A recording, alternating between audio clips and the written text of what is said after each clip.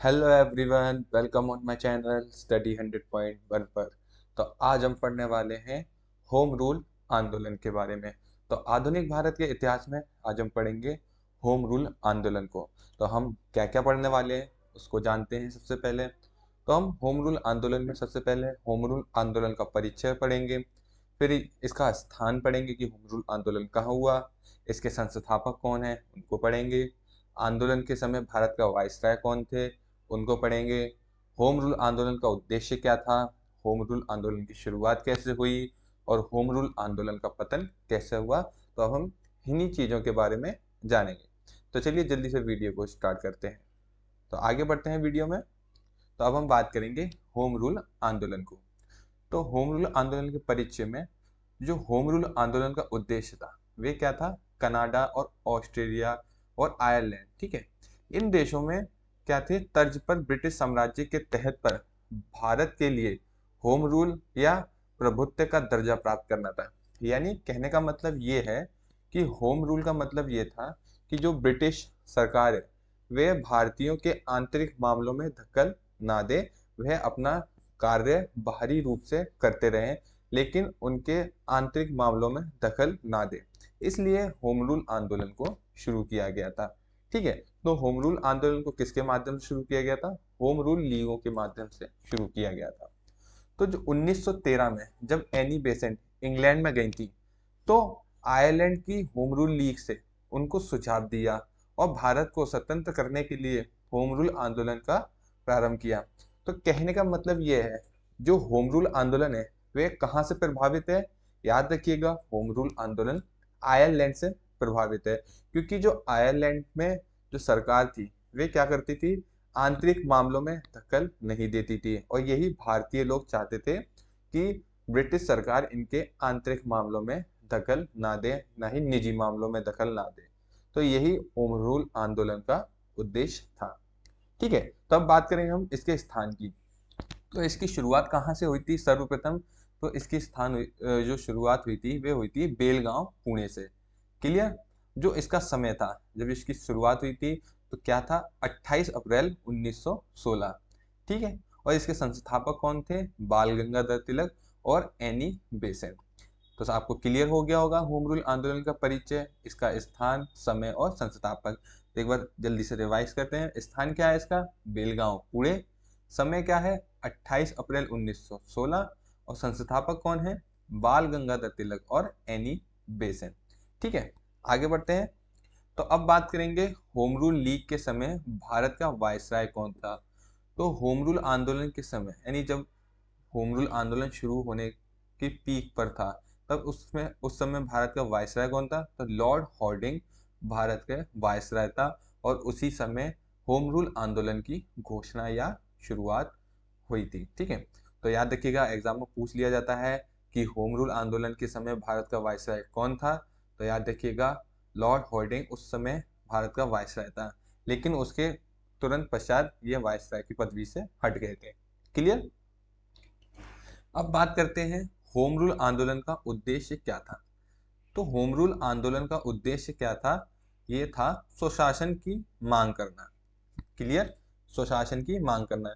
यानी कहने का मतलब यही है कि जो स्वशासन था, जो भारतीय लोक का शासन था, जैसे ग्राम पंचायतें थी, आंतरिक मामले थे, तो इनमें भारतीय खुद अपना शासन करें। लेकिन क्या था, जो अंग्रेज थे, ब्रिटिश सरकार थी, वह इनके आंतरिक मामलों में दखल देती थी। तो इसलिए होम रूल आंदोलन की शुरुआत हुई थी। इससे भारतीय राष्ट्रीय कांग्रेस को राष्ट्रीय पार्टी के बराबर स्थापित भी करना था। तो जो होम रूल आंदोलन था, एक तो क्या कर रही थी, स्वशासन की मांग कर रही थी, और दूसरा क्या था, जो भारतीय राष्ट्रीय कांग्रेस थी उसको क्या कर रही थी, राष्ट्रीय पार्टी के बराबर कर रही थी। तो याद रखिएगा भारतीय राष्ट्रीय कांग्रेस की स्थापना कब हुई थी, 1885 में भारतीय राष्ट्रीय कांग्रेस की स्थापना हुई थी। क्लियर। तो ये जो भारतीय राष्ट्रीय कांग्रेस है ये क्या थी, एक बड़ी सत्ता के रूप में उभरती हुई आ रही थी।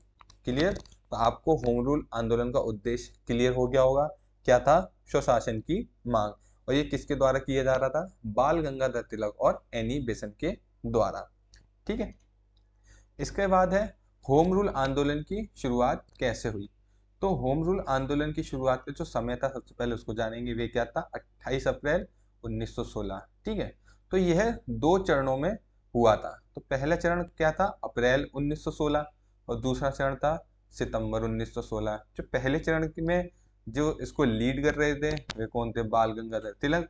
और दूसरे में कौन थे? Annie Besant. ठीक है, जो सितंबर वाले जो दूसरा चरण था उसे कौन लीड कर रहा था? Annie Besant.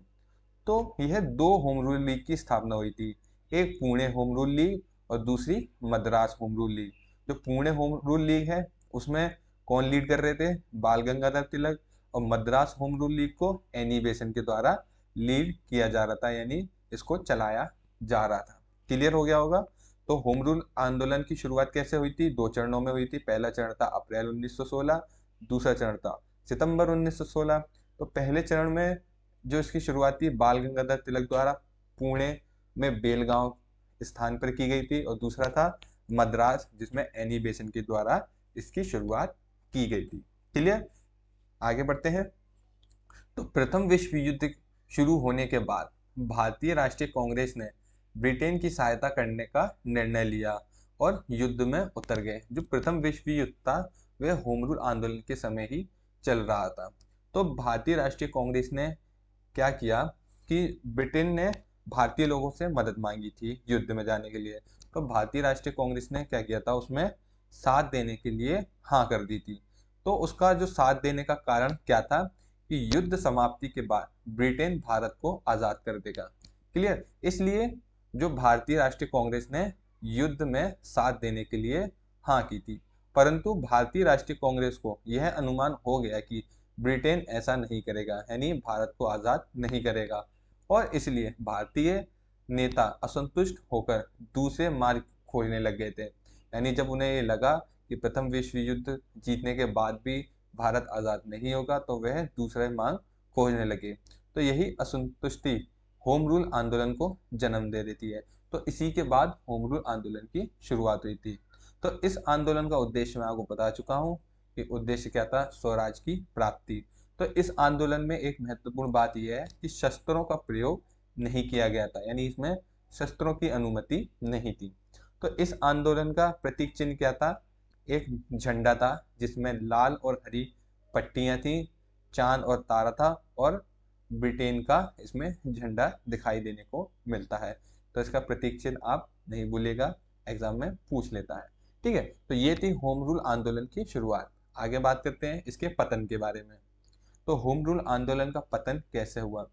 तो लोकमान्य तिलक के वैलेंटाइन चिरोल के खिलाफ मानहानि के मुकदमे के लिए इंग्लैंड भाग जाने के बाद होम रूल आंदोलन पटरी से उतर गया, और एनी बेसेंट थी जो इसका मजबूत नेतृत्व कर रही थी, वे इसको आगे नहीं बढ़ा पाई। ठीक है, इसका एक मुख्य कारण ये भी था जिसके कारण इसका पतन हुआ।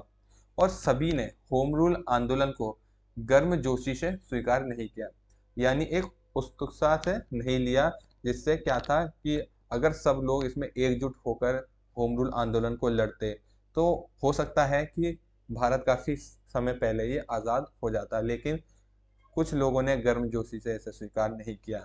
और क्या था? मुस्लिम, एंग्लो इंडियन और गैर ब्राह्मण समुदाय की ओर से गंभीर आपत्तियां आने लग गई थी होम रूल आंदोलन के खिलाफ।